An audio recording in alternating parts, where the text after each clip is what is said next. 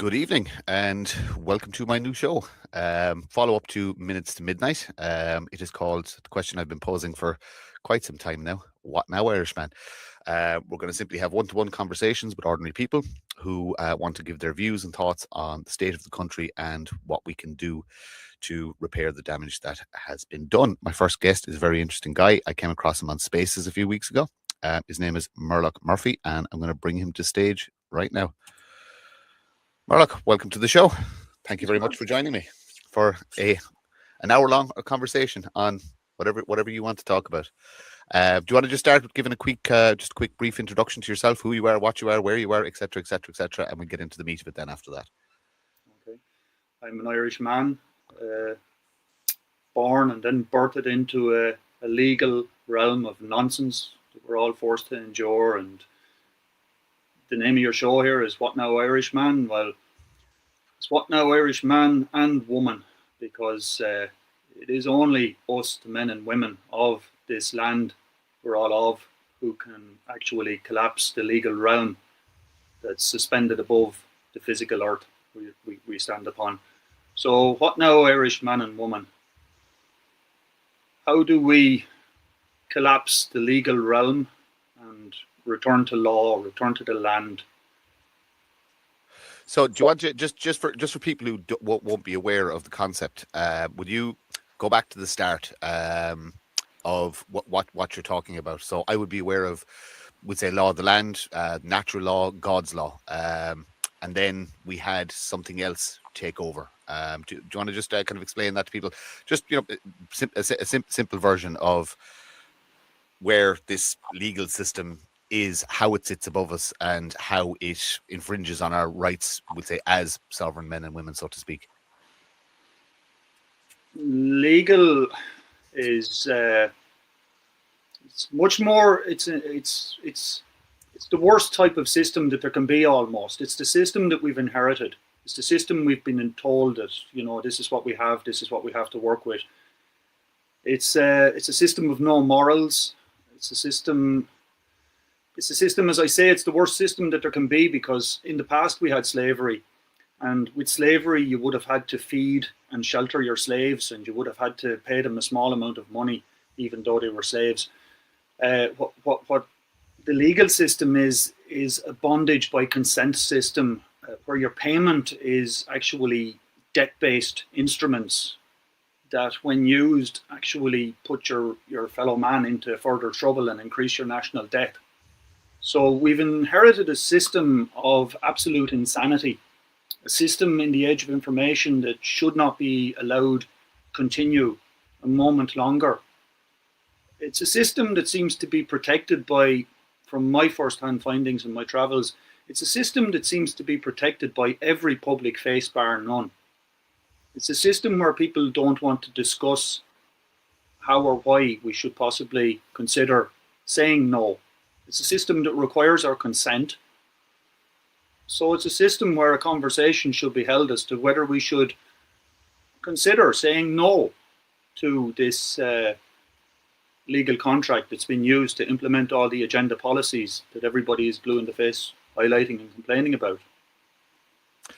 In your view, what does saying no look like? How do you go about it? How do you go picking apart the system and freeing yourself from it as an individual? Well, as an individual, it's fine to do so. There's many people that have corrected their standing and that know how to set off and discharge debt correctly. There's many people that know that, but the problem is that those people find themselves still being sprayed. Like you could ask the question today, where's the sun today? I look out every morning and I see the moon, and then the sun is not to be seen from one end of the day to the next. The water's been fluoridated. Their families are being poisoned. Their borders are wide open. So it's not good enough to correct your standing and to sit back and think your job is done. When you correct your standing, your job is to wake up your fellow man and to inform him that there is only one way for us, and that is away from legal.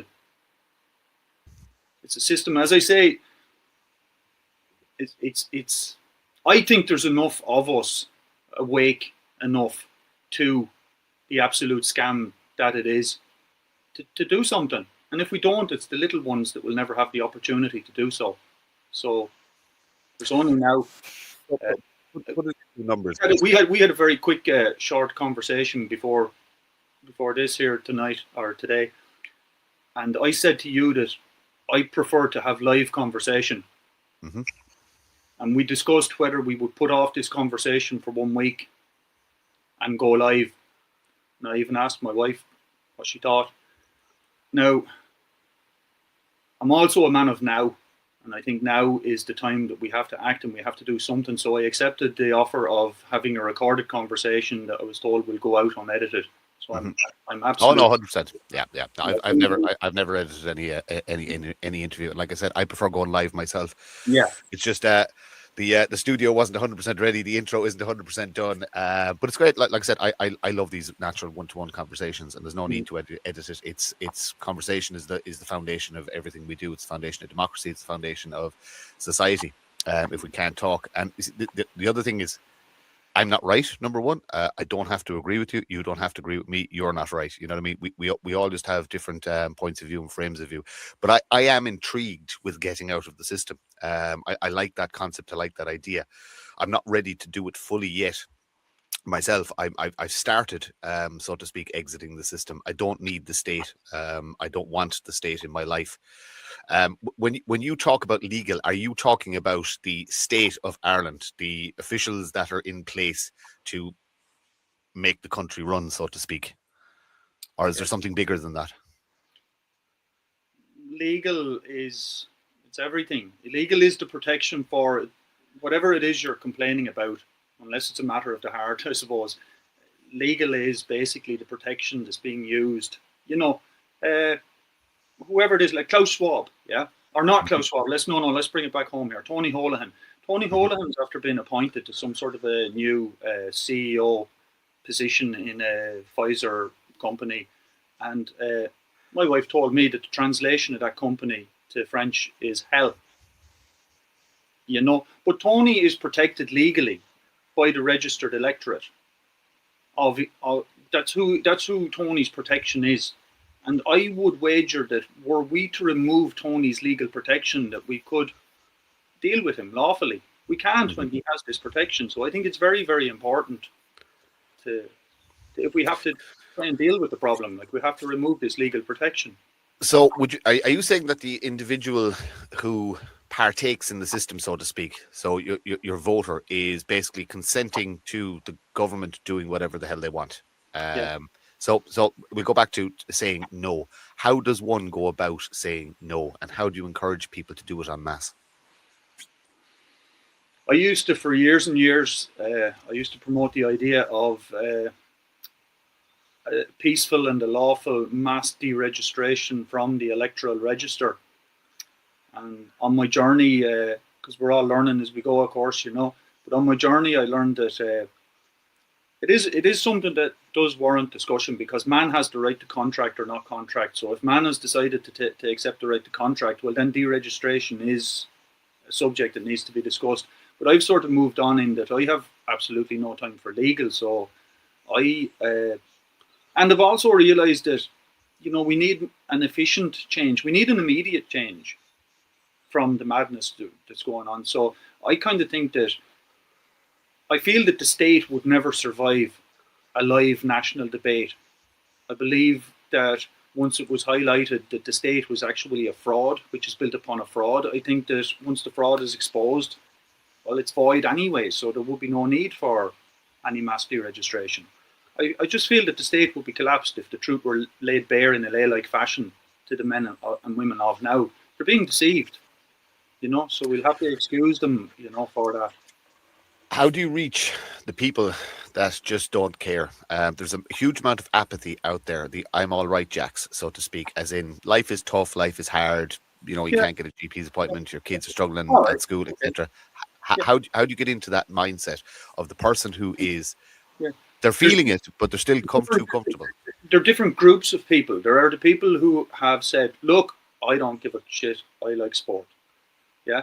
So you say, okay, well, did you know that that if you could collapse the de facto state, that Ireland would be an all-era soccer team? So I'm just saying, like, to generate interest to these people that are only interested in sport. You say, like you look at Ireland, like it was number one in rugby. I don't know where it's ranked now because I don't look at sport anymore like everybody else. But I'm just saying that they can compete like at rugby at this level. You could have the same in your soccer team. That's for that group. Okay, let's talk about the group who are very, very religious people. Well, you need to know that God advised you to not contract because he has no time for legal. Legal is the undoing of God's law. If you want to be saved, you must remove yourself from that legal contract because your contract should be with only God. So that's to the religious people. So you need to talk to those groups. You need to talk to the people who are only interested in money. Did you know that if you can collapse the de facto state, that the national debt automatically becomes a receipt of the money owed to the people? Okay, so that's for the money people, the business people. So you need to highlight the benefits to each different individual type group almost. You know, the man and the woman, they're all individual, they're all different motivated. It's what we want. We don't want to live in a world of robots. We want people to have different character types and whatever, but you know, there are benefits for each. Would you be, am I right in saying, and again I have a very crude understanding of this, right? There is a man and a woman and there is a person and they're not the same thing. Yeah. Would you explain that to the viewers, just that concept, because a lot of people, it might go over their head in relation to, especially I've a little bit of information in relation to this in dealing with the courts, as in I've been advised you only ever go to court if you're, first of all, you can't be summoned, but if you do happen to be there, you go as a man, not a person.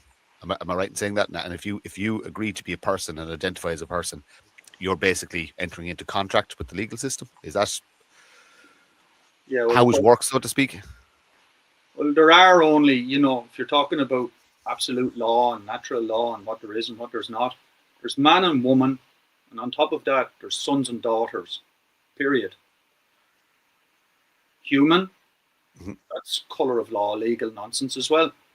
Everything else is nonsense. There's man and there's woman. They've been granted dominion to the earth they stand upon by the good Lord himself. They're the highest life form on the planet, okay?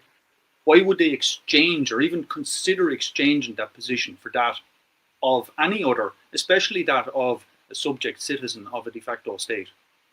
It's pure insanity in the age of information. That's what it is. People say that, they always said, insanity is doing the same thing over and over and expecting a different result. Well, guess what? This is pure insanity. This is exchanging your position of man for human, or what was the other thing? Person or something else. Everything else is something else. There's man and there's woman, there's sons and daughters, period. That's where we have to go. Is it a form of control? Is it sinister? Is it evil? Is it why has society built like this all across the Western world? Slavery had been abolished in 1865, so they needed to introduce this bondage by consent system because that's legal. It's a bondage by consent contract that you're offered. Everything is an offer. Everything. So let's talk about my birth cert. Okay. Legal document, yes. Am I right in saying that? Well, to be honest with you, right, I don't think that we're there yet. The birth certificate, that is. Yeah. You see, because when we're stepping right into the now and the what now Irishman situation, I'm saying the state is our problem. Okay, we have this state where these people who represent themselves as the electorate, they're not accountable. They seem to be promoted the more the harm they do to the people. So I'm saying, okay, right, the state seems to be the problem here. The state is fueled by the electorate. That's where I think we are at. We have to shut down the power to the state to give the people of the land their power of attorney back, so they have a voice to say what you think, because nobody has a voice here at the moment. To play devil's advocate, okay, so the current government is basically like all the three major parties, we'll talk Fianna Fáil, Fine Gael and Sinn Féin. Between them, in the last election, they didn't even garner 36% of the electorate. That's between the three major parties, as in people have been so disenfranchised, but they still claim to have a mandate to government. Like Fianna Fáil and Fine Gael, it's about 24% each they got of the electorate. That's not the total population of voters. This is just the electorate. I would argue that they don't have a mandate to govern because they simply didn't get enough consent. How do you undo this system? How do you unpick this system? Again, you shine a light on it. I'll tell you, they don't have a mandate to rule anyway. None of them do. Absolutely none of them. None of the registered parties, nobody. First-hand experience story for you, again, quick and short. I telephoned the Central Statistics Office of this de facto state, and I asked them to give me the number of registered voters on the electorate. And that agent informed me that they don't have that figure. And he directed me to the county councils to ask each county council individually for the figure and tally it up myself. County councils are legacy institutions, and the de facto state has absolutely no jurisdiction with them. Do you trust the county councils? They've already signed up to the Agenda 2030, which is the next general election as well, by the way. So, you're in a sticky predicament, kind of saying, oh, the councils told me this and that. There's dead people on there. Some people have 2 and 3 voting cards. Do you trust them? Do you trust them? They've already signed up to the Agenda 2030. Do you trust the councils? I don't. It's not even the councils you have to worry about. I've seen it firsthand of the manipulation that happens in the count centres in relation to your vote. There is vote manipulation. You have to remember the people counting the votes are aligned to the Fianna Fáil, Fine Gael and Sinn Féin and all the other established parties. I class their supporters the same as British soccer fans. They just want their team to win, and they don't care about the repercussions or the legality of what they do. They just want their team to win. So look, we've seen it firsthand. We have loads of photographic evidence that fraud happens in the count centres. It's a strange thing that it's so easy to do in the age of technology. Why isn't there cameras 24/7 on all of the ballot boxes? Why isn't there trackers on the ballot boxes? Why isn't there live cameras? Actually, it'd be so easy to do, actually physically watching people count, camera overhead, like you have in a shop, but watching the till. It's the same thing. It would make perfect sense. The reality is, sorry, go on. No, I'll just ask you a question there quickly. Oh damn! Stop slipping. Sorry about that. I'm sorry. Yeah, don't worry about it. So I'm just saying that we'd say from an election point of view, we know mass fraud happens, and the system, the government, whatever you want to call it, is never going to let anybody in unless number one they're compromised, or number two they believe that they can be controlled in some way, or they can be used. Like, let's just say I give you the magic stick, right? You get a wish. Okay, tell me what Ireland looks like. You're going to use your wish for the betterment of this country. Tell me what Ireland looks like. What are you going to do with that power? I would use the magic word to awaken the masses from their state of hypnosis. That's what I would do with the magic stick, because that's what's going on here. They're in a state of hypnosis. Yeah. They need to be woken up, and I think it could be easy to wake them up. That's what I think as well. There's some people. There's a school of thought out there where some people believe that this state of hypnosis is actually, it's been on the country for hundreds and hundreds of years. There's people up in the west of Ireland I know talk about this. Do you think it's akin to that this is a purely spiritual war? It's a battle between good and evil, and there has to be a great awakening for the betterment, or is it just something new in relation to the age of technology, that everybody is just it's bread and circuses, so to speak? The system gives you distractions and gives you mobile phones and this, that, and the other, just to keep your eye off the ball. Is it a mix of both? Certainly is. And it's look, we don't have time, I suppose, to go into the wishy-washy areas here, but it's a lot to do with dreams as well. People don't analyze their dreams anymore whatsoever. They're just yeah. Do you still dream? I find I don't dream a lot. Again, I'd need a longer sort of a window to go on to this, and I'll go off topic. But as a young fella, I had a reoccurring dream that went on to save my life. So I've been fascinated with dreams for all of my life, and I've analysed a lot. And I've actually got my own theory about what this physical dimension is as well. We'll pencil that in for the next. No, I'd like to hear about that. I like the I like the part of the world that I don't understand. I I like the mystical. I like the energy. I like that we're older than people maintain. I believe in genetic memory, and I believe that our ancestors are genuinely in us, and that it's. I think there's obviously a genetic connection to the land, but there is a genetic connection to the fight in certain people that doesn't exist in everybody, so to speak. And I think that's why you have this cohort of nationalists. I think we're older people than, we'll say, some of the people who are asleep, and it's our ancestors giving us a little kick up the backside, so to speak, to say, hey, listen, this isn't what's supposed to happen with Ireland. Get your game on, like. But again, just it's a personal opinion, but. What would your thoughts on that be? Oh, sure. I mean, I do agree, because my grandfather's with me here now. He's always with me, at all times. You just thinking he's there, So he's actually my driving force. Yeah, same as what you're just talking about there. Very good. Yeah, yeah. And I remembered what the question that I wanted to ask you there. Fire away. Yeah. I was just wondering, would you have this skullduggery if you had a system of accountability? Would you have people being trying to sneak into the system? I don't think you would. You see, the system is attracting a particular caliber of, who's going to basically toe the line and, get on board. What are your thoughts on greed?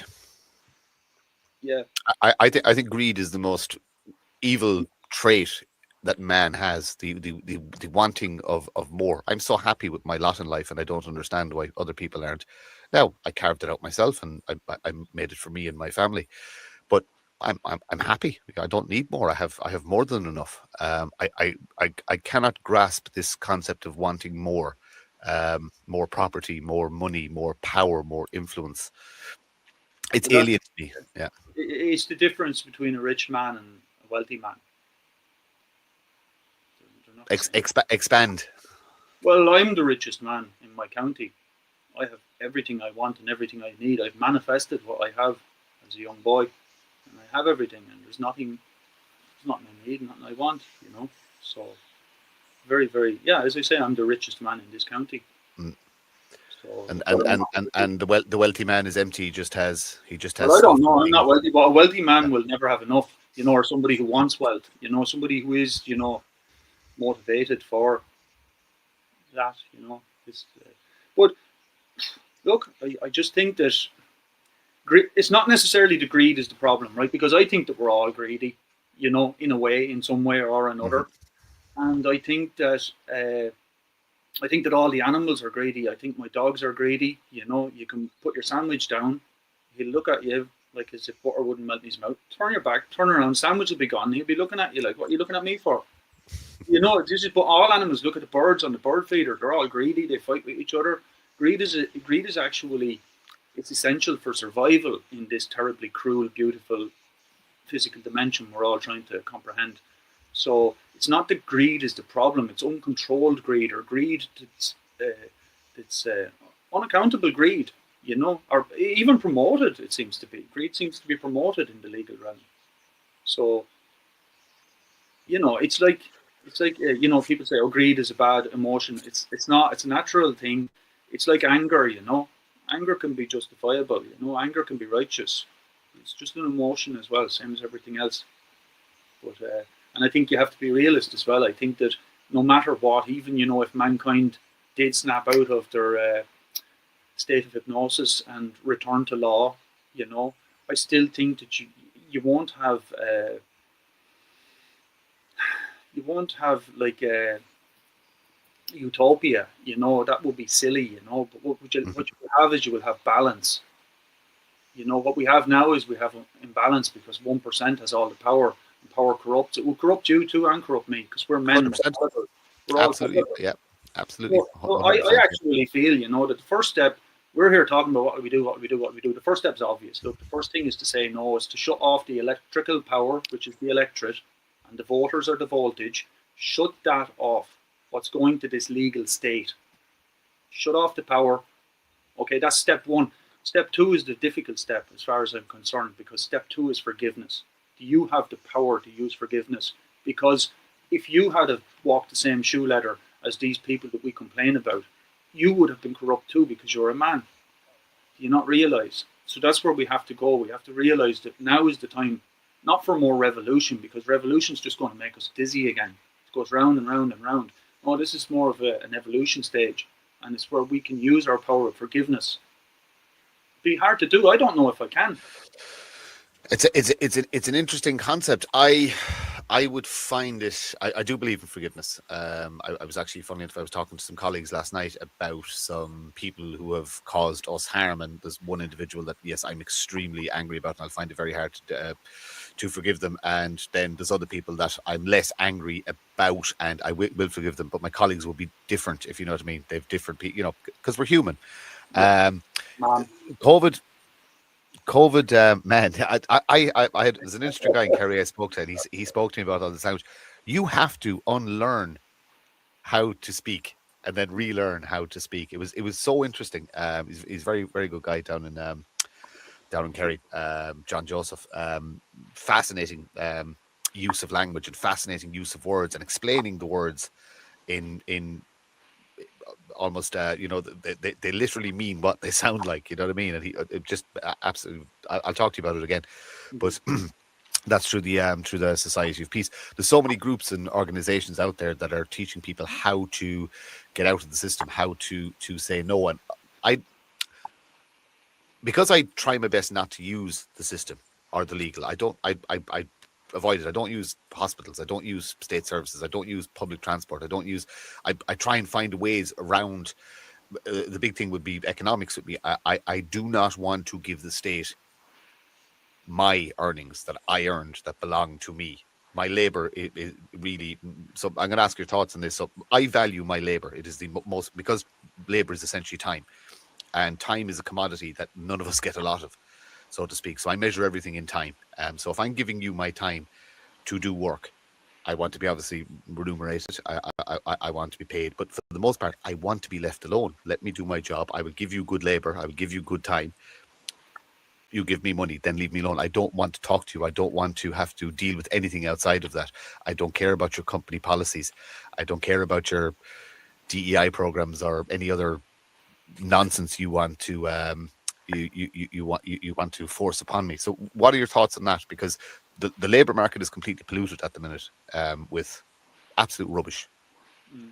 How do we undo ourselves from that? How do we sustain ourselves? Yeah, without compromising ourselves. It's a double-edged sword, because even somebody like yourself, like just trying to escape the system, you're still going to be prepared to exchange your most valuable commodity for a debt-based instrument. And the debt-based instrument, when you use it, is going to put your brethren in trouble. So that's how deep we are in trouble.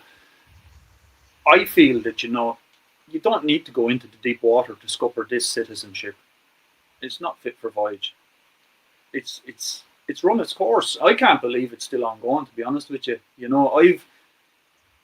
I'm surprised that you haven't heard about me almost, because, I've been the bane of every public face's life almost, going around trying to have some sort of conversation on the matter. I have managed to have a few just small-time conversations with people, and the reaction from the numbers, from the viewers, on those little platforms, like, they were very healthy, but there seems to be no ever feedback from the people. Like, there seems to be no curiosity as, to what's been talked about. And whether it's very, our reach is very, very limited, because number one, the state actively suppresses and censors us. Number two, we've been branded as something we're not. They throw around the racist and the far right and all these nonsense terms and stuff like that. So people are reluctant to, we'll say, even entertain the sitting through the conversation. There's a good cohort of people in the country that are wide awake and they know the characters. But even in that movement, there is state interference, so to speak, and there is dissenters, and there is, so, you know what I mean? People set on us, so to speak, and others, to ensure there's constant friction and there's constant fighting. That's why at the start of the conversation, I always make it very clear, I'm not right. I don't have all the answers. It's very, very important. Courage and humility is what I call it. You need courage and humility to do this, and to say that you don't have all the answers. You are wrong sometimes, and you don't have an ideology. Your opinion changes with new data and new information. You know, you can't get stuck on one, this is the right way to do it, because everything changes. If there was a global catastrophe tomorrow, let's just say, for instance, there was some massive whatever and knocked out the power, right? And the country had no power, no ability to generate electricity for, let's say, 6 months. We become a completely different people, and we'd be having a completely different conversation, if you know what I mean. It would be about, Jesus, how are we going to survive if the food stopped? You know, that'd be number one. How are we going to eat? You know, so as the world changes and as everything moves around us, the conversations have to change, so to speak. So what are your thoughts on that, and on getting caught on as an individual ideology, so to speak, or an individual way of doing things? Do you have, we said, do you have scope to realize that you have goals, but they may not be achievable on their own, and you have to, we'll say, align with people who don't like necessarily 100% agree with you, or don't want that way? They actually like the state or like the system. They just want to tweak it a little bit from the inside. I just see potential all around me. I went to some of the meetings, you know, where they organise for protests and stuff, you know. This is back, you know, when we were on our learning journey, you know. And it's like the very first protest I ever went to was an Irish water protest. But it was 300 of us there, you know, and we were being insulted, and there was guards with horses and stuff there, and, you know, the newspapers were branding us, like, you know, labeling us and whatever. But I was also there the day that, you know, a large portion of the country showed up just unexpectedly. You know, it was amazing. It was something I'll never forget. And it's the only successful resistance that I've ever seen in my life. And the reason is because it was a resistance. The reason is because it wasn't a protest. The reason is because it wasn't politically led. And it would have been successful. The movement was there. It was being followed. The same as the movement away from legal needs to be. Just do it. Move away. It's, you know, it's bad. Everything bad. But it would have been successful hadn't it been for those public face household politicians, those Rich Boy Barretts and Luke Ming Flanagans that led that movement back into de facto state politics. And Irish Water is still there, and they're coming for their money. People like that, the people. I probably drifted off from the question you asked me. No, it's fine, because it's segueing lovely into it. The people who take these movements, so to speak. So we'll use Boyd Barrett, right? He's a silver-spooned socialist who basically he's a typical cultural Marxist, as in, you know what I mean. He's never, I call it the filth of life. He's never been touched by the filth of life. Yet he promotes himself as being this man of the people, where he's no more a man of the people than the man in the moon. The question I'm going to ask is these where these people end up at the head of the table, so to speak, in these organic movements. Is that a natural occurrence, or is it an unnatural occurrence? Are they put there, so to speak, or is it just organically bad people just seem to rise to the top? All the public faces that you see, they're not elected, they're selected. And you know, yeah, he annoys me, that Rich Boy Barrett guy, because, you know, he always got that face on him like somebody just shot his dog, and he can't actually say a sentence without you know, he has a script and he still has to go I'll give him a little bit of leeway on that one. I do that as well all the time. I do that pause, I do that, the thoughts. The thoughts are rambling around, and I need that little thing to fill the space. I've read the psychology of it. I know what's wrong with me. I just can't fix it. I can help you with that. I can help. I'd be interested in that, yeah, because it is definitely something I do. I do that pause and that noise. It's not always an sometimes there's other sounds that come out. Jesus Christ. Yeah. Again, we all have these flaws. See, there it goes. Go on. You were talking about Boyd Barrett anyway. I find that all left-leaning socialists, I despise socialism. I just do. I despise cultural Marxism. I despise Karl Marx's writings. I see no benefit to any of it whatsoever. I just, the examples are there through history. It leads to poverty, starvation, and mass murder. So Do you it's not just find that politicians across the board are a zany bunch of people? I mean, they're like characters out of a Batman movie or something. You know, you've got they're weird people. They have weird voices. They're very annoying people, and I think that they're selected especially for that reason. Like they're selected to distract you while the agenda continues. So the more that these people can annoy you and get under your skin, that's what they're contracted to do. contracted by who? By the state, by the permanent government. The executive branch is just there to create the illusion for the people that you have some sort of a say in the matter. Yeah. The executive branch are not required by the permanent government to function. That we've had the proof of that in 2011. The country ran for almost a year with no executive branch. They don't need that. They're just for the illusion. And I think that they're selected specifically to get under your skin. They've got annoying faces, annoying voices, annoying haircuts. And they're there to distract you, for you to throw your rotten cabbages at, while the agenda is going ahead legally with your consent. Mm-hmm. Your stance on our membership of the EU. Well, the EU is the biggest oxymoron going, because like I don't comprehend how you can have a United Nations of de facto states, because all of the states are de facto. France has the same problem we have. They have this three-part legal system governance as well. You know, so all the countries, all the land masses, I should say, have the same problem. You got England there across the pond, or Albion if you prefer. You've got that guy there that was recently inaugurated, Charlie III. Pardon for my French or for my Irish accent there. So you got Charlie III, who was inaugurated while wearing a papal crown, which is absolutely repugnant to English law. So they've got a de facto state themselves. We're all in this de facto state situation. What I would like to do is I would like to be the men and women of our little landmass. I'd like us to be the leaders. That's what I'd like. You know, but that's just I suppose, what's the word you use? Patriotic. You know, that's just a sort of something that stirs inside me. Like, I want us to be the leaders. Why are we waiting for somebody else to do what's right? So you're talking about, again, I'm going to go back to the IRB.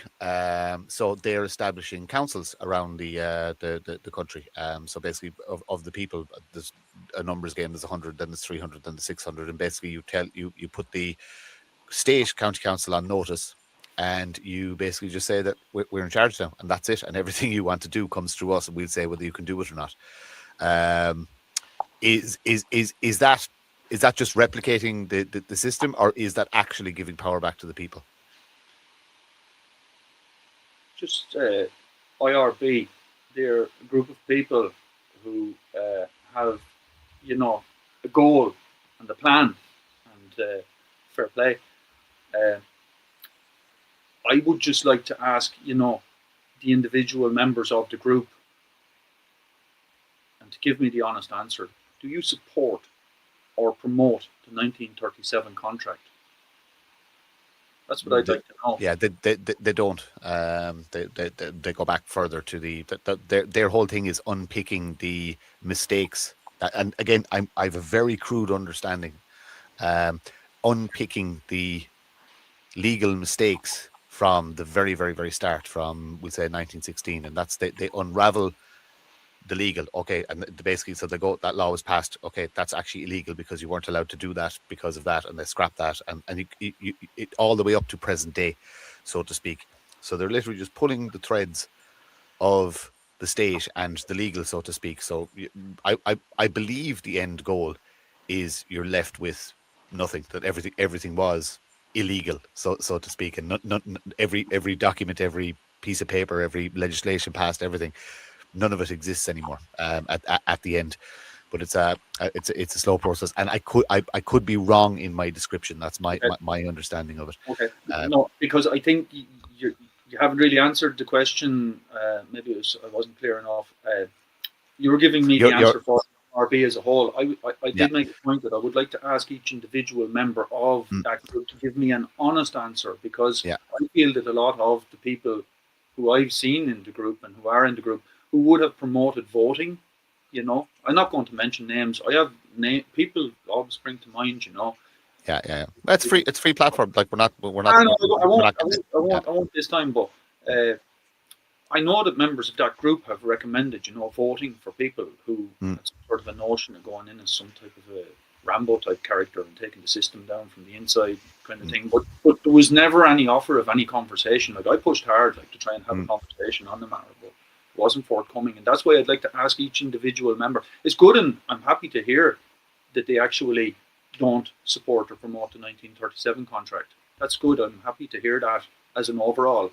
As you said, you might be wrong, but I think you might be right. But it's the individual members of the group. Are there people within that group that promote voting still? Yeah. That's So you're talking about the individual there. So let's talk about being a sovereign citizen. Is that something that you recognise, or is it anything that you see as benefit? As in, I would know people who have. So they have released themselves from the Vatican. They have released themselves from the bondage of debt. They have their own identification, so to speak. They have no state. They've sent back all their state documents, and they are essentially completely and utterly off the grid, so to speak. Still living on the land very, very happily. Still surviving or earning an income, but they have zero dealing with the state, and they class themselves as sovereign. I shouldn't say citizen, because that's kind of an American term. They're just a sovereign man. Would your end goal for every single man, woman, son, and daughter to be completely sovereign? Yeah, I mean, right. I think there's a what we're living through is a sort of a chicken licking story. Like it's like, oh, the sky is falling down. Like, and that's why I said just earlier, like all I see is potential all around me. That's all I see. I see abundance all around me. I know that the ground I'm standing on is the most fertile land in the northern hemisphere. Yep. I know that it has the potential to produce 12 times more food than we need to consume every year. And I know that that's not just your regular run-of-the-mill food. I know that's the best food in the world. And I know that because I see them eating strawberries, Wexford strawberries in Wimbledon. And when I go to France and I go to the markets, I see all the Irish food there as well, and the seafood. And yeah, so like I say, I don't see anything, only potential and solutions all around me. And I don't know why. I suppose people have to lose the fear. For God's sake, like, look at the land of abundance we're standing on here. What is fear? What is fear?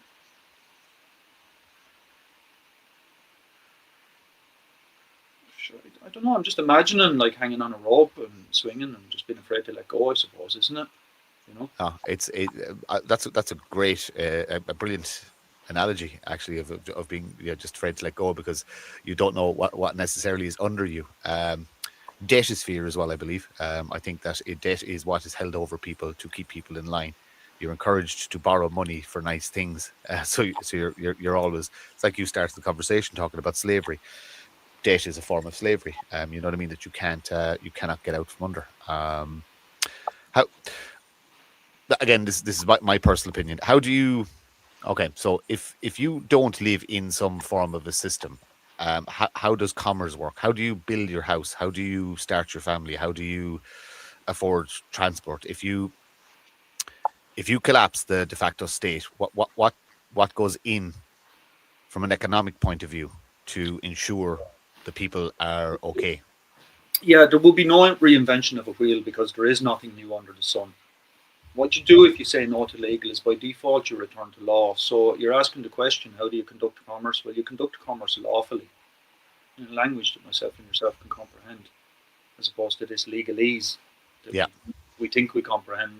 It doesn't. It's not real language. I've set and read legal documents that they're written in. Yeah, it's not a language that is understandable by a layperson. I don't believe the legal people understand it half the time either. I think there's made up words in there. I think this use of no capitals and no punctuation, etc., etc., etc. It's all designed to confuse and bamboozle, if you know what I mean. So, like, you get these big, massive legal documents that are so thick, and it's pages upon pages of absolute waffle.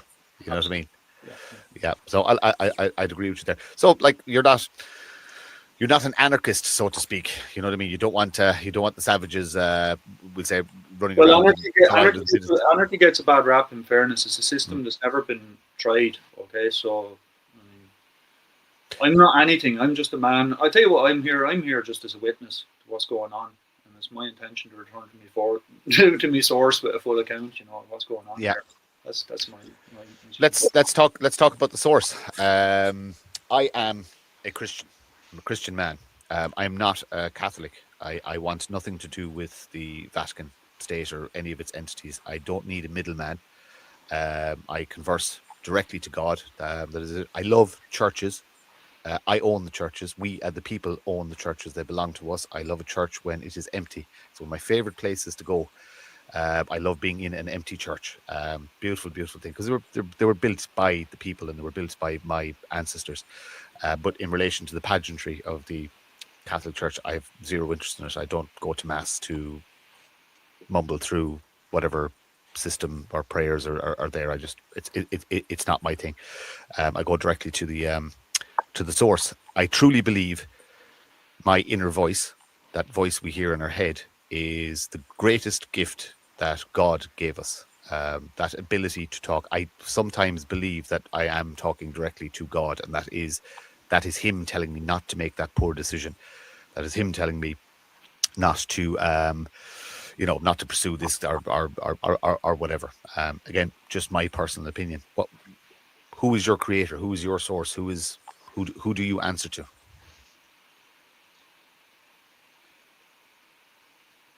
Yeah, silence.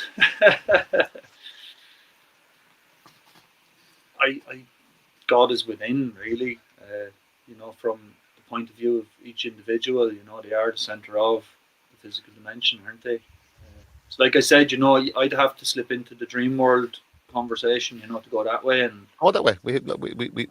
We have time. We're about 40 minutes into it, so we have yeah. The only problem is I was actually really intending on staying very tight in my lane, and that was with regards, the mission that we have to do. Yeah.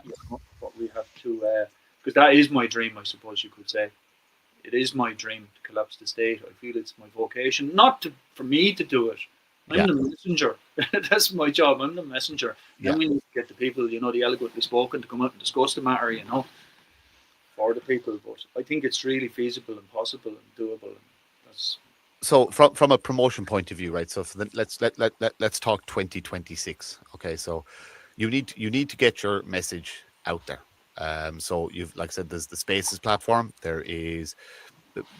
Would you just do your own show? Would you just not build your own following? And it's relatively easy to do. I think the more people who are putting ideas out there, the better. I think the more people who are putting content out there, the better. And there's a good community of people who do. I do crossovers sometimes with people who have got their own shows in relation to podcasts and stuff like that. I'll have them, and then they'll have me on their show and stuff like that. I can reach out to a few people to have conversations with you as well, and other people who might be interested in doing interviews with you. But the best, I think everybody should have a podcast, to be honest with you. Every single person or man or woman on the island should have a podcast. We have this wonderful platform and this ability to share information. Why not? Fire. Well, here we go, right? Maybe this should be embarrassing, but it's not. I have a stupid phone. I've never sent an email in all my life. I have never used a Google machine before the inception date of the Murlock Murphy account, which was set up for me. One poxy little account, which was heavily shadow banned, by the way. And I knew it was, People used to come into my home and they'd open up my account and there'd be loads of questions there that are not on my computer. So, that's all blocked and shadow banned. And it's shut down now anyway.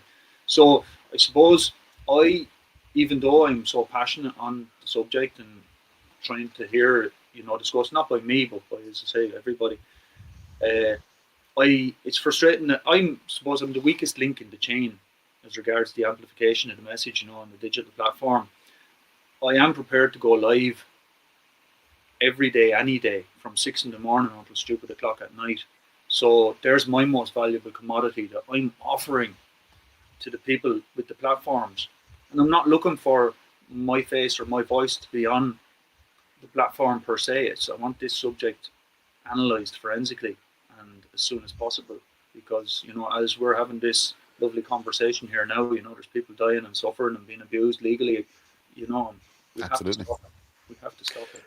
Would you take it? Would you take it on the road? I know for a fact where my locality is, the things I want to do with I've been involved in organisations like Shin Nadina, and I'm involved in political organisations. But we're I will be soon, literally in a gazebo in town squares with a chair and table, and just literally asking people to have conversations, just as we're doing here, but literally one to one, not recorded or anything like that, just two humans, people, men. I'll get there eventually.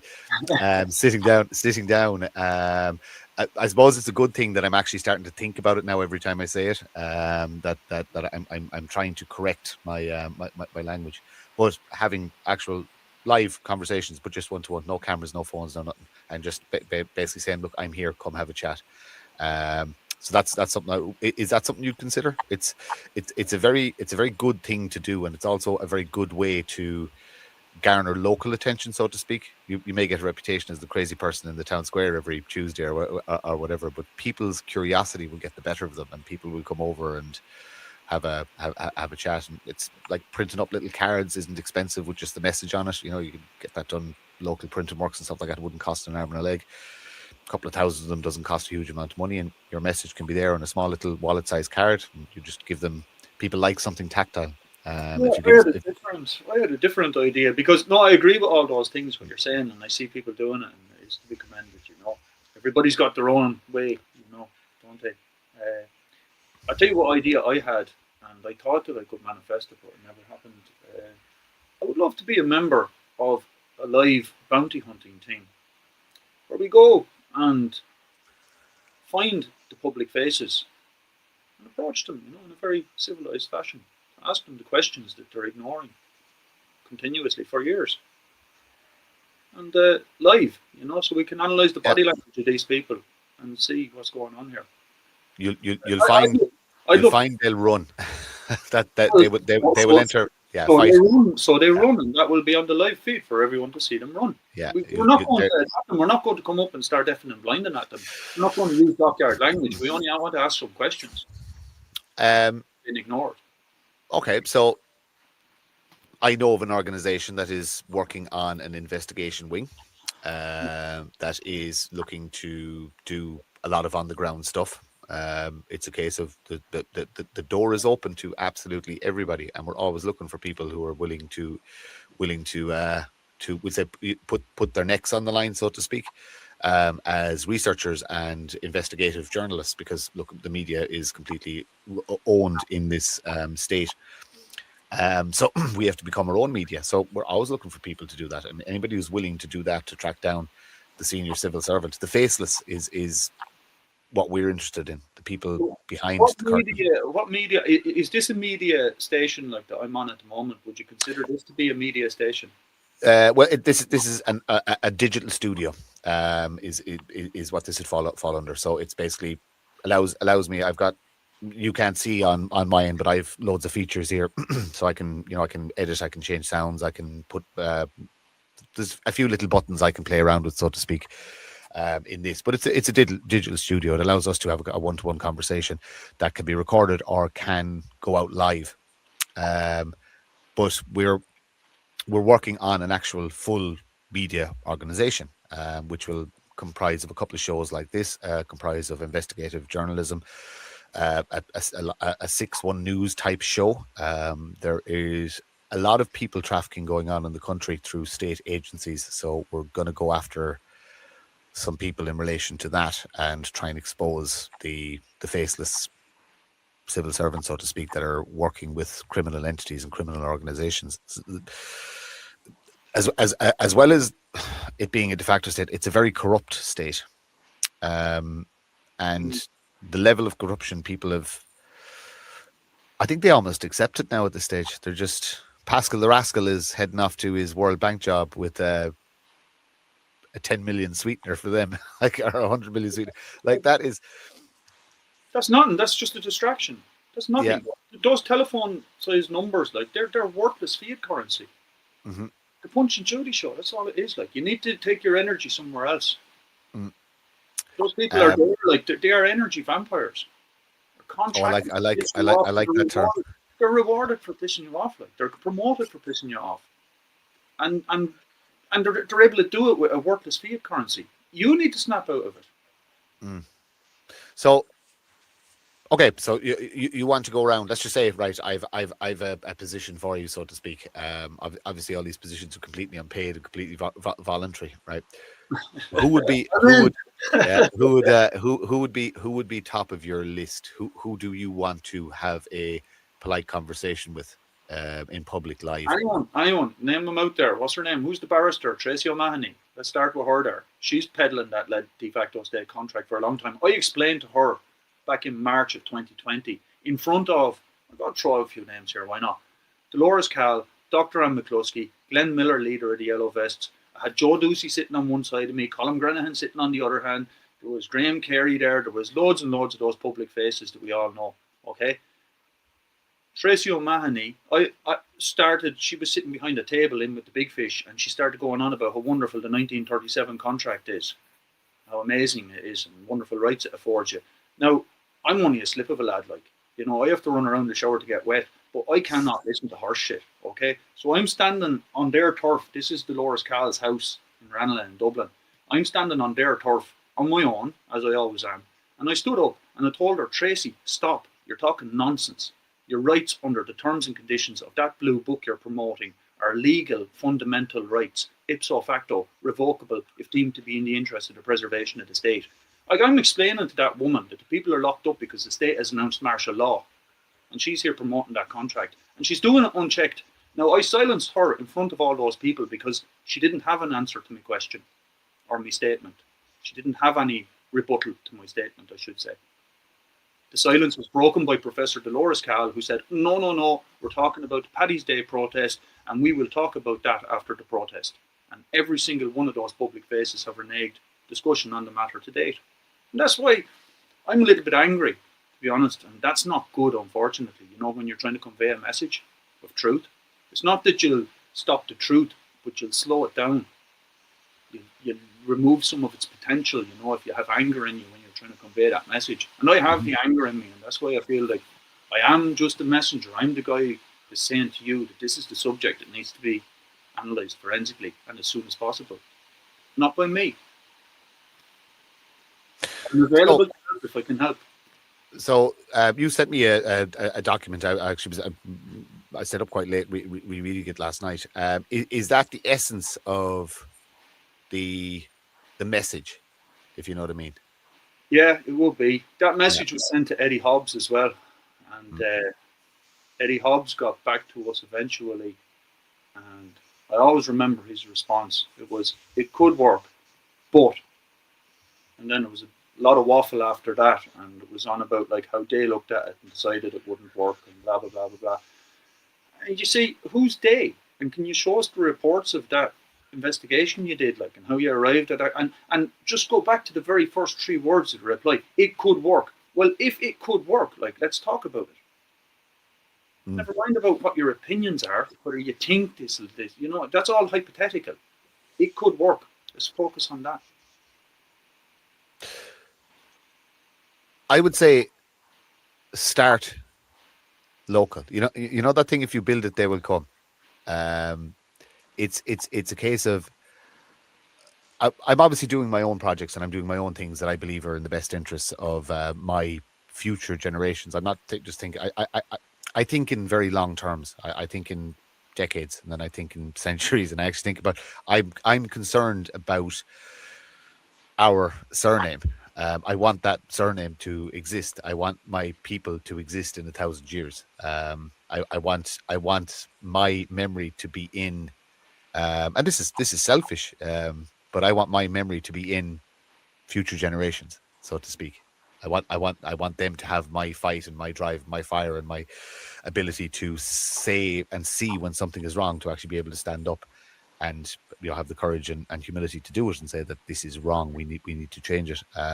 I was awake for most of my life. I've been a difficult individual and a difficult human being because I always thought outside the box. I lost my marbles during COVID. I don't mind saying it. I could not believe what was happening around me. I couldn't understand my fellow man and woman I could my reasoning wouldn't allow me to understand their actions, and it drives me absolutely insane. What did that period of time, that couple of years, did that affect you? Were you affected like that, or were you able to, we'll say, see beyond the insanity, or have you always, because you think you or sorry, not think, because you said that we're living in this insane system, you've had that all your life? It was just nothing new. It was just more of the same, so to speak. I was rudely awoken in 2015, I'd say, for sure.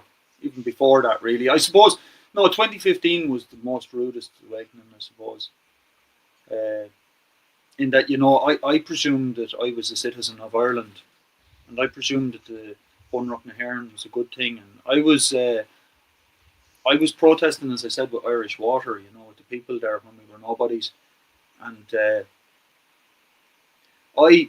what happened with me and what woke me, it was a good thing, really. It's a poisonous chalice, really. What happened with me was, you see, I was protesting Irish Water, and then on the mainstream media, it was reported that there was a levy being put onto the motor tax at the time because of the reluctance of the people to pay for the Irish water services.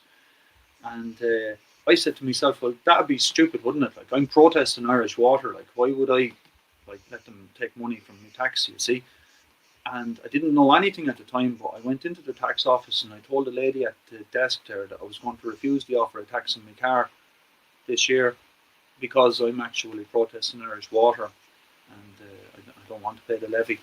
And she said, oh no, you'll have to pay that. Like, and I said, no, I don't. I said, I'm protesting. Like, I said, the state is built upon protest. Like, the state surely recognises and respects not only my right to protest, but my actual obligation to do so to any tax that's unjust or unfair.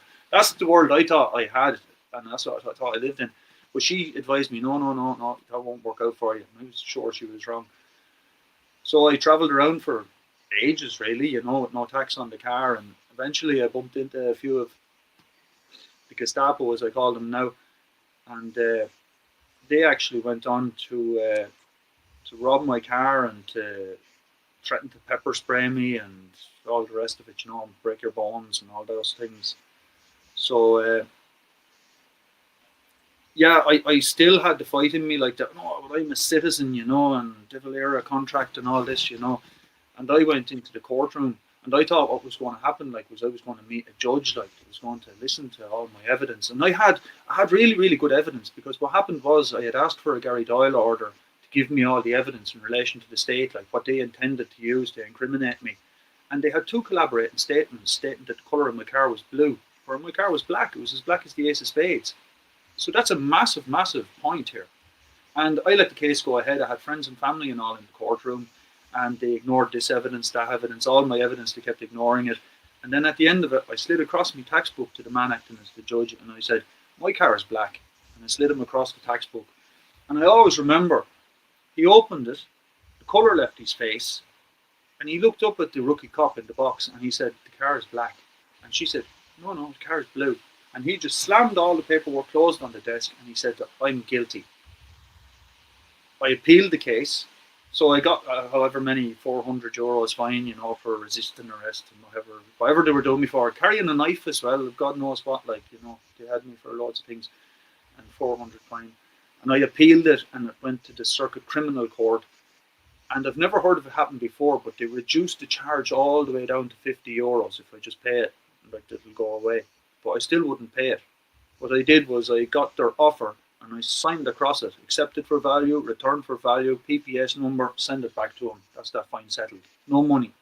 But that was the start of my journey, in waking up and in the realization that you cannot win in this state as a citizen.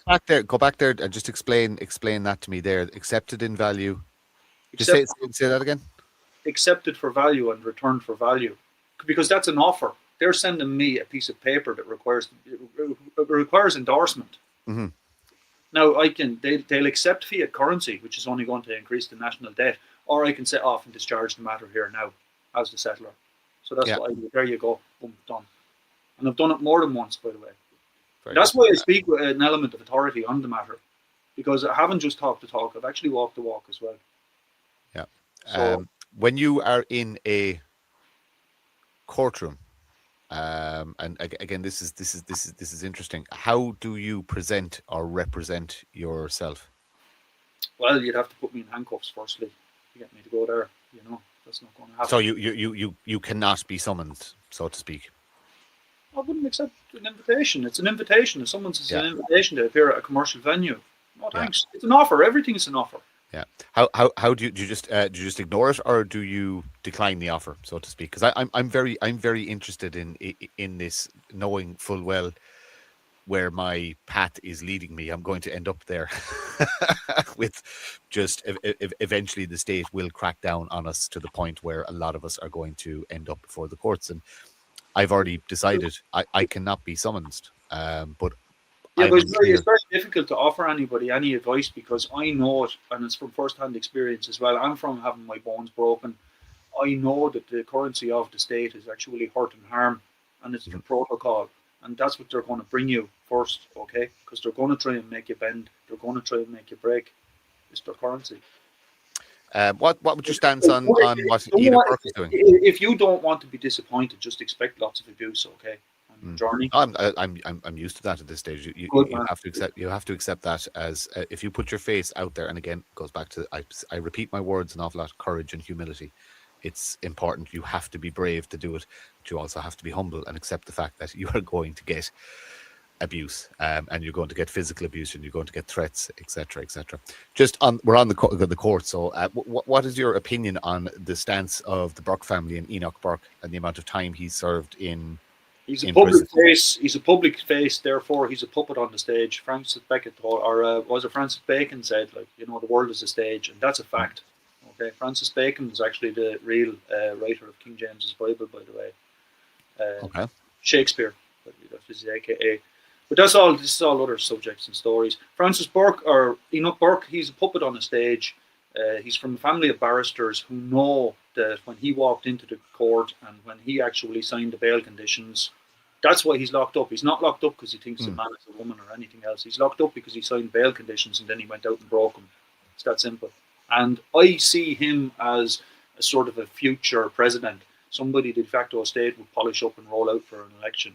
And I think the people would be stupid enough to vote for him as well. That's what I think about Enoch Burke. I tried to tell him, I tried to contact that family and explain to him, but there's nothing I know that they don't already know. They're from a family of barristers anyway. So, no, I just think that the world's a stage. They're all public faces. They're all going around kicking the can. They won't actually. What's real? What's real? What's actually What is real? If I just landed from another planet, right, and I can communicate with you, but I've never been to Earth or I've never been to Ireland. What's actually real? Seems to be anything in the private is real and anything in the public is fake. That's what it seems to be. And when you say the private,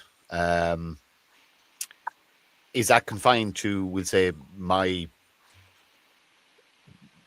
nuclear family and my home, or are you talking about private enterprise? Are you talking about, when you, a lot of people won't understand what you mean when you say private, so to speak. They'll think possibly the wrong thing. So can you explain the difference between the private and the public?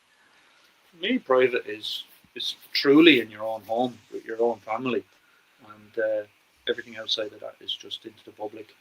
For me, it's clown world is what I call it. It's everywhere. That is this clown world matrix that's just all around us. There's just matrix. Interesting word. Are we just living in a simulation? Is any of this actually real?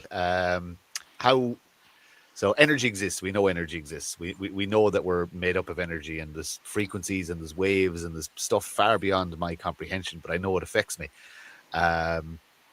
Is it?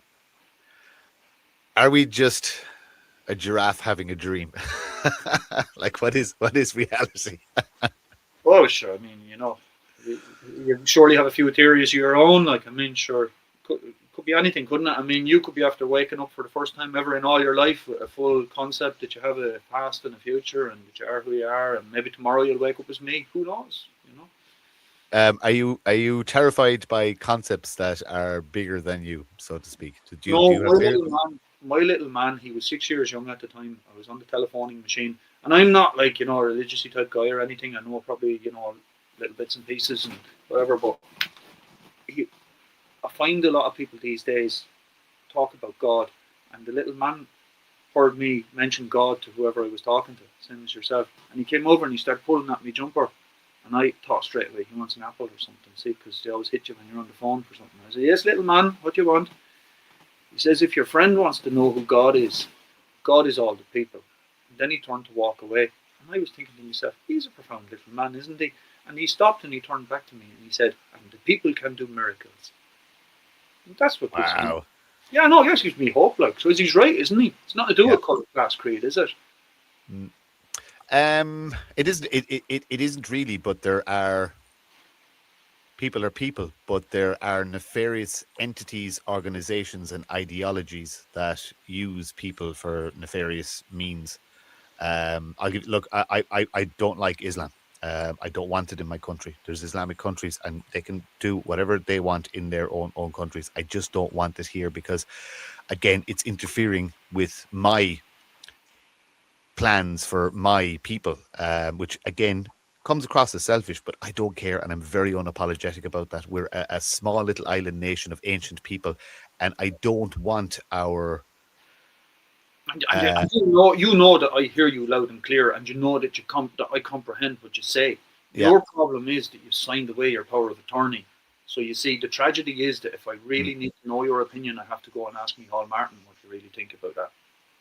That's the tragedy of the situation. And you see, because there is no blockage here. This is not where the problem is for you. So, what you say, I hear you loud and clear. I know I'm talking to a man. It's just. Your problem is with them. I started the conversation and I said I'm getting there, but I'm not there yet, so to speak. So I have a kind of a plan for the next couple of years in relation to, like, my end goal is Martin Murphy will cease to exist, and that is my end goal. Now Martin Murphy is going to cease to exist regardless at some point, but I want to cease to exist as a debt, as a number, as a slave, as a puppet, as anything. And I truly just want to be a man, and I want to live somewhere rural on my own, with friends and family coming over from time to time to break bread with me and reminisce and talk. And that's it. That's my end goal. I just want a really, really, really, really simple life. To do that, and in the meantime, and to ensure that my future generations have the same choice and ability, I feel like I have to fight now with every tool that I have, including the tools of the state. You have to you have to pick up your enemy's weapons sometimes. I'm not concerned with how we get there. I just want to make sure we get there. Like I hear your analogies and all, and I comprehend it. You know that the problem is not here, the blockage is not here, and the message getting across. You see, here's another analogy, and I've heard it used before. When you're in a jail, you have to use what's in the jail to break out. I'm telling you, the key is in your pocket. Yeah, you have the keys now. How do you put the energy out there to get everybody to do it at the same time? Well, I think myself that, if you could get the likes of, it's not going to happen, right? And but if you could get the likes of Tracy O'Mahony to have a live conversation with me on this subject, I think that would create a lot of ripples in their whole fictional realm, because you cannot compete with the truth. Legal cannot compete with law. You have no hope. And she knows it. I think she knows it.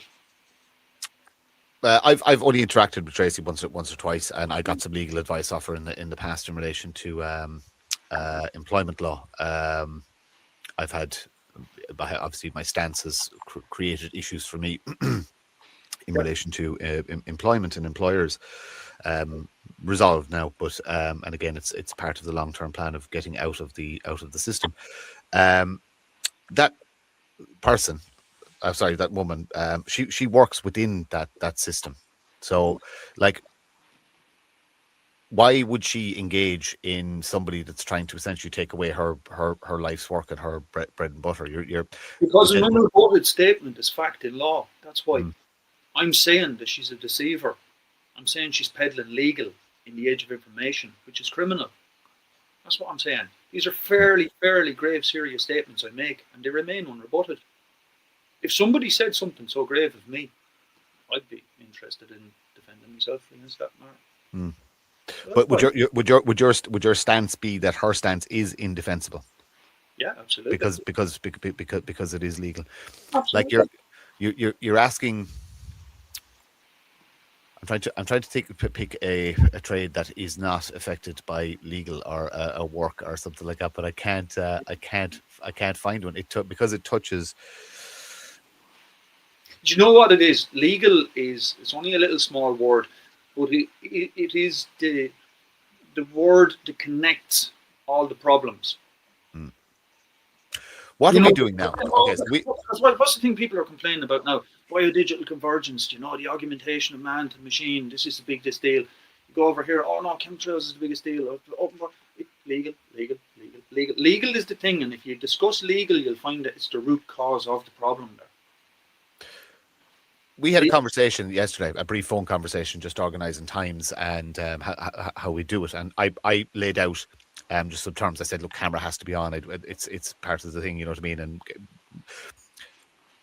did we enter into a contract? Or did we just have a conversation? Verbal contract. So verbal contract. And we both agreed to have a conversation that is recorded and that is going to go out next Monday. And again, so how do you define that agreement, and then how do you build on that verbal contract and that verbal agreement into a functioning society, so to speak? Like, let's just say we want to go to the next stages and we actually want to start trading. I actually have some goods I would like to exchange with you. How do you build on it? Well, your word is your bond. Your word is good as far as I'm concerned now, because you've done what you've said you'd do. I've kept up my side of our verbal agreement. So my word is also my bond. And you build upon that. Now, what has happened to me on my on my journey, is that I have been ignored and blocked, and I've had my time wasted, and so a lot of people, like, as far as I'm concerned, they have no honor. It's like I would be happy to talk with Tracy O'Mahony, but I think she has no honor, because why would you not answer my question? How are you still in public, like, selling this thing, like, where you were told it's a scam? And I just don't understand it. I really don't. I don't understand. I think if it wasn't allowed to be unchecked, I think it would make a big difference. Say somebody is setting up some sort of a political party. Now, I'm just a guy. I'm just one of the people of the land. I'm not a member of any group. I'm not the arm of anybody, and no intention of being so. And I raise my hand and say, I think you're deceiving the people. You can't ignore that. That's what they're doing. Okay, but does that individual not have the same rights as you do? As in, you cannot be coerced to engage, so to speak, and you cannot be coerced. No, because he's the one that's actually asking for my vote and confidence. So I'm saying no. I'm not selling anything. He's the one that's selling the thing. I'm not selling it. Yeah. I'm the member of the public that says no. I think that you're selling people. Yeah, but you're afforded the right to say that out loud, but the individual that you're saying that to cannot be coerced into, or shouldn't be coerced into having the conversation. Yeah, well, look, you can see it that way if you want, or you could see it as a good faith offer. You could say, you know what? No, I'm going to take this now as my opportunity to clear up this matter. Yeah. You don't have to see it. You don't have to be automatically defensive. You could be. Yeah. It's nothing to do with feelings and emotions, like. Oh no, I 100% agree with you in relation to that. That a lot of the time you need to take. Might be bitter to swallow, but they're a factor. You need to take. But you're essentially asking people to. And this is hard for people to. Nobody likes to say they were wrong. right? This is a human trait. You're asking people to say publicly that they were wrong, and in the example you've given there of somebody who works in the legal profession, you're essentially getting them to say, or asking them to say, that not only are they wrong, we'll say from a work point of view, they're wrong from an existence point of view. You know what I mean? Their whole life has been a lie. It's not an easy thing for anybody to even discuss, let alone, it's like the COVID, the injections. All of the people who were mass injected don't talk about it anymore Yeah. So because they they do. know they were wrong. It's you know, so you're dealing with that kind of that kind of a mindset. I don't understand how you break down the walls and get people to take the earmuffs off and open the eyes and to actually accept the information. I think you'll struggle to do it en masse. I think one to one, you'll have great success. I think conversations like this, people will start thinking differently, and the energy will seep in over time, and it'll be very, very natural. I think to the masses, it's the same as the messages I try to get out. It's impossible to reach the masses. The system will not allow you. You're a threat to the status quo. The second you get traction, like you'll probably get heat from this. Somebody from the state will watch this. They watch everything, and you'll probably get heat from this. Like you'll find that, Jesus, my life just got a little bit harder, and I can't put my finger on why, and it'll be because there's forces working against you, because you're about to. You're not just kind of taking stuff out of the trough. You're taking the whole trough away. You know what I mean? Well, I'm like you. I'm a man the same as yourself, and I also can be wrong, and I am wrong often. And I suppose, no, it's just like if they're so convinced that they're right, like they should be more than willing to step into the public. Like politics is debate. Like this is debate. You're looking for debate. Here's the guy who wants to debate. Yeah. It's supposed to be, but it's changed when the country embraced money and decided we wanted to be a wealthy country as opposed to. I think we're a better people when we struggle. I would like this country to be a poor country, rich in the sense that we have a great sense of community and neighborhood, and we look out for each other. But poor in the sense that we just don't need things. We don't need flashy cars. We don't need big giant mansions. We don't need any of that. I want people to be happy and comfortable, but I want them to be under pressure because we're just a better people. I think a massive step for society, and it's probably just because I have a stupid phone. And, I think that people don't need smartphones, but I think that the computer is a fantastic machine, and the internet, and we would know nothing without it. But I think that, that we need to reach a compromise on the matter, because the smartphones are destroying society and how society conducts itself. And I think that if we could reach some sort of a compromise where, look at lads, can you just plug the Google machine into the wall? And when you want to use it, sit down there, make yourself a cup of tea and use it. And then switch it off and go out and do what you do. It's destroying, it's all the people's energy is just flowing into this black mirror. You see it everywhere you go. It is a horrible looking thing, I have to say. It's one of the greatest things ever invented. There's no excuse for ignorance anymore, because the entire knowledge of the world, a lot of it's lies and a lot of it's mistruth, but you can find it, exists in this. Yet we are now a dumber society than we were 20 or 30 years ago. It's an amazing contradiction that I could find out anything. I can find out. I use it all the time. I use it to help me writing policy. I use it to research things I don't understand. I use it to beeping away there, mad now. But it's we as a people are going backwards because we have access to all the knowledge. It's an amazing. There's so much knowledge, like you have to divine for it almost, because you don't have enough life to analyze all the knowledge that's there. So there's a thought that our brains haven't changed in 100,000 odd years. That it's the same brain, you know what I mean? That it hasn't evolved, it hasn't gotten any better. Yet what we're asking the brain to do, and the information that we're forcing into the brain, that we're actually all operating on overload. Our system has not adjusted man has not adjusted to the technological age, and that is part of this hypnosis that we spoke about earlier, that there's just too much information. I like to tell people to slow down. When people come into me at work, everybody is in a rush. Can you do it for me now? I have somewhere to be in 5 minutes. And you're kind of saying, well, this is an hour-long job, but I have somewhere to be. And I ask the question, but do we really have to be somewhere? What happens if you're not there? And they'll always say, oh, nothing, I'll just be late. Mhm. And I don't know. I think everybody should just slow down. Just slow down. One step at a time. Walk, don't run. Don't ever panic about anything. Nothing is ever as serious or bad as you think it is. There's no need to rush in life. Stop and smell the coffee or the roses or whatever you like to smell. I think slowing down will help an awful lot of what's going on if everybody just puts the brakes Okay, on. okay, but don't slow down too much, because you mentioned a couple of groups there earlier. It's the Society of Peace was one, which, by the way, their first one, if it's not the first procedure in that direction that they go, like, but they say to remove your name from the voting register. Like, that's one of the steps of that group.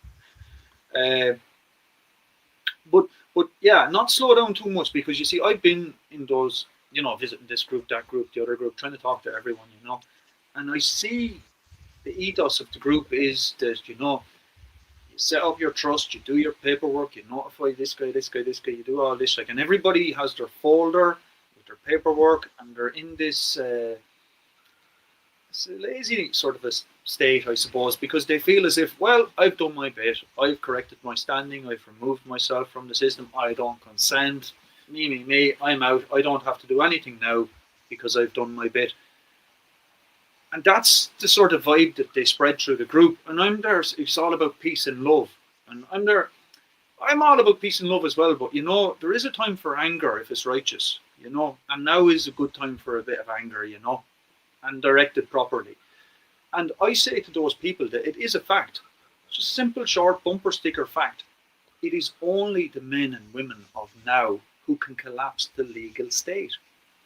So your work has only just begun. But the ethos that's been spread among the group is, you've done your bit, now put your feet up and just, eat your popcorn and look at the show. It's not.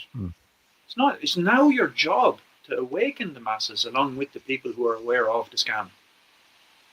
That's our job as man and woman. As I say, the little ones won't have the opportunity to do so if it's not done now. We are at the 11th hour, but that's the way the script is written. In the end, do we win? You can't lose if you do your best. I do believe. I can look my little ones in the eye with my hand on my heart, and I can tell them, I did my best, lads. I promise I did. And I do feel I did my best. I really honestly do. Excellent. On a positive note, because I always like to end on a positive note. We're about an hour and a half in now. Oh, wow. That was an absolutely fascinating conversation. Will you be up for doing it again sometime in the future? Absolutely. Few months' time, update us on where you're at, and we'll just pose the question again. What now, Irishman? Fascinating conversation. I'm going to drop you down. Just stay in the studio, because I'll talk to you off the recording. I'm just going to put you down there. Let's thank you very much again, and thank you to our viewers for tuning in. Yeah, so Monday nights, pick a slot there. Show will probably go out at about 8 o'clock on Mondays. Sometimes we do it recorded, sometimes we do it live. Thank you very much for tuning in.